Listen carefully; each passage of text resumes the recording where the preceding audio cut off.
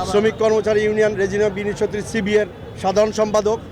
আপনারা জানেন যে দীর্ঘ 17 বছর আমাদের গণতন্ত্রের মা, আমাদের দেশনেত্রী, মাটি ও মানুষের মা, জননেত্রী এবং দেশনেত্রী খালেদা জিয়া, ওনাকে যেভাবে স্লো পয়জনের মাধ্যমে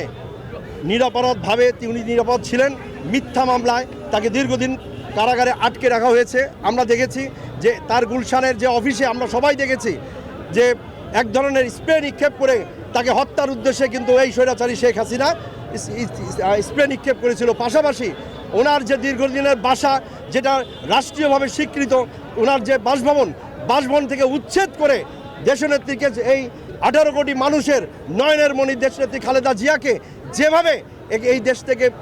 ধরতে গেলে তাকে হত্যার উদ্দেশ্যে যেভাবে আটকে রাখা হয়েছিল, সেই 18 কোটি মানুষের দোয়ায় আজকে আমাদের মা, গণতন্ত্রের মা ও মাটি ও মানুষের মা, আজকে এই দেশনেত্রী খালেদা জিয়া আমাদের মাঝে আসতেছেন। আমরা সত্যি খুবই আনন্দিত, প্রাণ ভরে আল্লাহর কাছে শুকরিয়া আমরা কৃপা করছি এবং শুকরিয়া জানাচ্ছি যে আমাদের গণতন্ত্রের মা আমাদের মাঝে আসছেন এবং ইনশাআল্লাহ আমরা চাই অচিরেই এই দেশে সকল দলের সমন্বয়ে একটা নির্বাচন হবে এবং স্বৈরাচার মুক্ত বাংলাদেশ গঠন হবে।